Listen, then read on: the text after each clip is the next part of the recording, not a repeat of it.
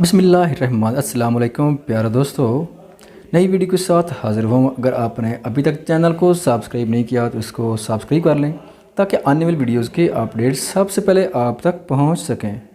आज छुट्टी का दिन था, सब लोग टीवी लॉन्च में मौजूद थे। रमज़ान की वजह से नाश्ते का इंतज़ाम तो था नहीं। सोवा, इशाल, इर्तज़ा और अर्ज़ नूर को बीच में बिठाए उसके इर्द गिर्द गोल दायरे बनाए बैठे नूर के साथ खेलने में मसरूफ़ थे। नूर बस मुस्कुरा रही थी, तभी आज़म साहब आए। नज़र सब पर डालकर वो सोफे पर बैठ गए। चलो बच्चों, आप लोग यहाँ से जाओ, हम बड़ों को कुछ बात करनी है।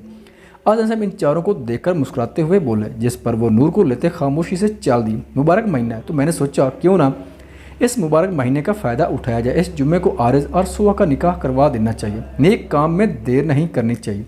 वो मुस्कुराते हुए अदीना बेगम नासरा बेगम की जानिब देखते हुए कहने लगी, बिल्कुल बहुत अच्छा फ़ैसला है। अदीना बेगम मुस्कुराते हुए बोली। नासरा बेगम और नहीद बेगम भी खुश हुए थे। मेरी भी एक ख्वाहिश, अगर आप माने आज़म भाई। अदीना बेगम उनकी जानिब उम्मीद भरी नज़रों से देखते इजाज़त मांगने लगी। भाभी आपकी हर बात सर आंखों पर। वो मुस्कुराते हुए बोले। अदीना बेगम भी मुस्कुरा दी। मेरी ख्वाहिश है कि मैं इशाल को अपने इर्तिज़ा की दुल्हन बनाऊँ। वो मुस्कुराते हुए उसे देखते हुए बोली। आज़म से अदीना बेगम को देखने लगे। उससे अच्छा और क्या होगा, मेरी बेटी उसी घर में रहेगी और इर्तिज़ा आंखों के सामने बड़ा हुआ है। नाहिद बेगम खुशी से फ़ौरन बोली। अदीना बेगम भी मुस्कुरा दी और आज़म साहब भी मुस्कुरा दी। मुझे कोई इतराज़ नहीं। आज़म साहब मुस्कुरा कर अदीना बेगम को बताने लगे। अदीना बेगम भी बेहद खुश हुई। बस ठीक है, इस जुम्मे आरिज़ और सुहा के निकाह के साथ इर्तिज़ा और इशाल का निकाह भी होगा। अदीना बेगम उन्हें देखते हुए फ़ौरन से बोली। सब उनकी बात पर हामी भर गए। वहाँ मौजूद मुलाजमा जो सफाई कर रही थी मुस्कुरा कर कमरे की जानिब बढ़ गई। मुबारक हो, अब इस घर में एक निकाह नहीं बल्कि दो निकाह होंगे। मुलाजमा खुशी से इर्तिज़ा और इशाल को देखते हुए बोले। इशाल ने उसे देखा, लगता है रोज़ा लगने पर पागल हो गई है। ये इर्तिज़ा इशाल को देखते हुए बोला। इशाल ने उसे देखा। नहीं जी, हमें नहीं लगता रोज़ा, हम पक्के मुसलमान हैं, अभी सब बड़ों की बातें सुनकर आया। वो मुस्कुराते हुए इर्तिज़ा को बताने लगी। इशाल घूर कर उसे देखने लगी। बोलोगी क्या सुनकर आई हो? इशाल गुस्से से उससे पूछने लगी। मुलाजमा सीधी हुई। बताती हूँ जी, आरिज़ भाई और सुहा बाजी के निकाह के साथ आपका और इर्तिज़ा भाई का भी निकाह होगा। मुलाजिम ने जितने जोश और खुशी से बताया था। इशाल साकत से उसे देख रही थी। सुहा और आरिज़ मुस्कुरा दिए। इर्तिज़ा दिल ही दिल में खुश था मगर जहर नहीं कर रहा था। नहीं, ऐसा नहीं हो सकता, हमारे घर वाले पागल हो चुके हैं। वो फ़ौरन से होश में आती खुद को तसल्ली देकर चप्पल पहनती बाहर की तरफ बढ़ गई और इर्तिज़ा भी अपने कमरे में चला गया था। सुहा और आरिज़ हंसे, फिर सुहा उठकर चली गई। सुबह इस वक्त हया के पास मौजूद थी और उसे अपने और अरज़ के निकाह का दिन बताया और इशाल और अज़ा का भी बताया। हया उसकी बात सुनकर हंसने लगी। ज़राब जो किसी काम से बाहर जा रहा था, उसके कमरे से कहके की आवाज़ सुनकर उसने कदम उस जानिब बढ़ाया। नज़र हया पर गई जो सुबह से बात करते हुए ऊंचा ऊंचा हंस रही थी। पहली दफ़ा उसे इस कदर हंसते हुए ज़राब ने देखा था। वो मुस्कुरा कर नीचे की जानिब बढ़ गया। भाभी आप क्यों हंस रही?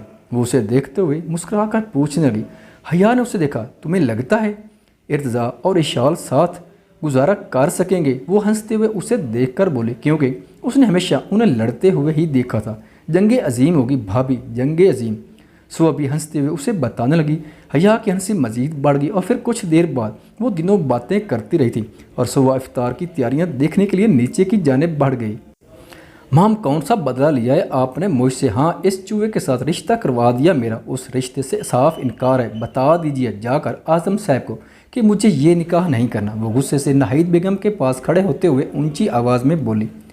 नाहिद बेगम ने मुड़कर उसे घूर कर देखा। वो सीधी हुई। ये अचानक कहाँ से निकाह आ गया, वो भी उसके साथ? प्लीज़ कुछ करें, मैंने नहीं करना। इशाल रोनी शक्ल बनाए मिन्नत भरे लहंदाज में बोली। नाहिद बेगम कमरे की चीज़ें दुरुस्त करने में मसरूफ़ थी। उसकी जानिब पूरी तरह मुतवज्जा। ऐसी बात है, तुम्हारे डैड से ही अब बात होगी, समझी?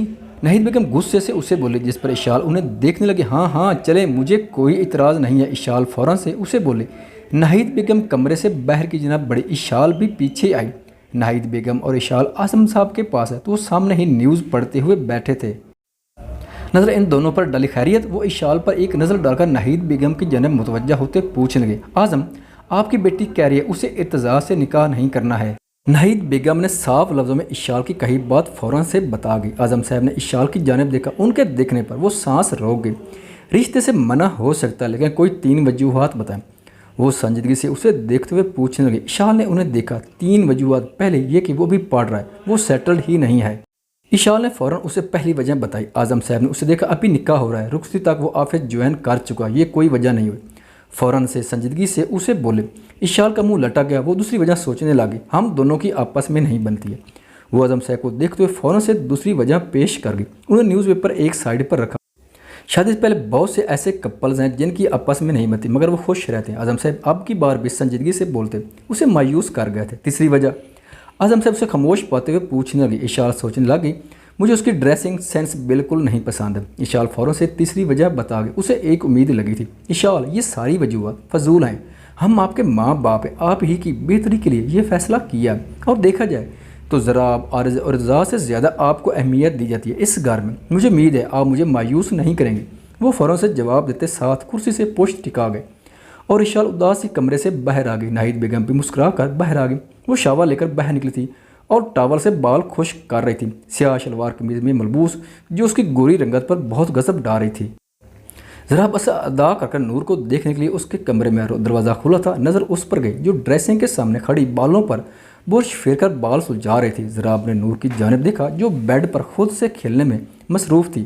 حیا کو جیسی اس کی موجودگی کا احساس ہوا تو مڑ کر اسے دیکھا۔ کچھ چاہیے؟ وہ اسے کمرے میں پا کر فوراً سے پوچھنے لگی۔ ذرا نے سر تا پیر مکمل اس کا جائزہ لیا۔ وہ واقعی سادہ بھی بہت ہی خوبصورت تھی۔ اس کی ٹھوڑی پر موجود تل اس نے زندگی میں پہلی بار غور کیا تھا۔ حیا اس کی نظروں سے کنفیوز سی ہوئی تھی اور نظر اپنے کپڑوں پر ڈالی۔ نہیں، بس نور کو دیکھنے آیا تھا۔ وہ ہوش میں آتا اسے جواب دینے لگا۔ حیا خاموش رہی تھی۔ شاید میرے سامنے ہی تم سنجیدہ رہتی ہو، باقیوں کی کمپنی کافی انجوائے کرتی ہو۔ وہ اسے دیکھتے ہوئے فوراً سے طنز کر گیا۔ حیا نے ناسمجھ سے اسے دیکھا، مطلب؟ حیا نے آئیبرو اچکائے اس سے پوچھا۔ ذرا نے اسے دیکھا، میں سوہا کی بات کر رہا ہوں۔ وہ فوراً سے اسے اپنی بات کا مطلب سمجھا گیا، جس پر حیا سمجھ گئی وہ بہت معصوم ہے، میری اس سے اچھی بنتی، بس اس لیے نہ جانے کیوں وہ اسے وضاحت دینے لگ گئی تھی۔ اس بات سے وہ خود بھی بے خبر تھی۔ ذرا خاموشی سے بس مسکرا دیا اور چلا گیا۔ حیا اسے جاتا دیکھنے لگی۔ اشال صبح سے منہ لٹکائے ہوئے تھی اور وہ بھی چہرے پر ہاتھ رکھے اکیلی ٹی وی لاؤنج میں موجود تھی۔ کیا چل رہا ہے؟ تبھی ارتضا مسکراتے ہوئے آ کر اسے دیکھنا پوچھنے لگا۔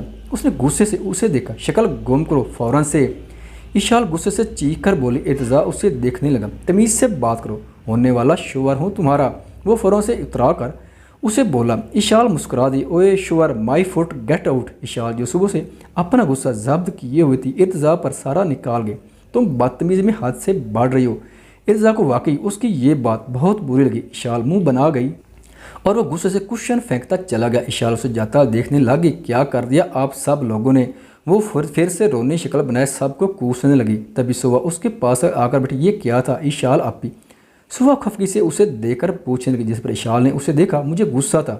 وہ فوراً اسے بتانے لگی۔ سوا اداسی سے اسے دیکھنے لگ گئی۔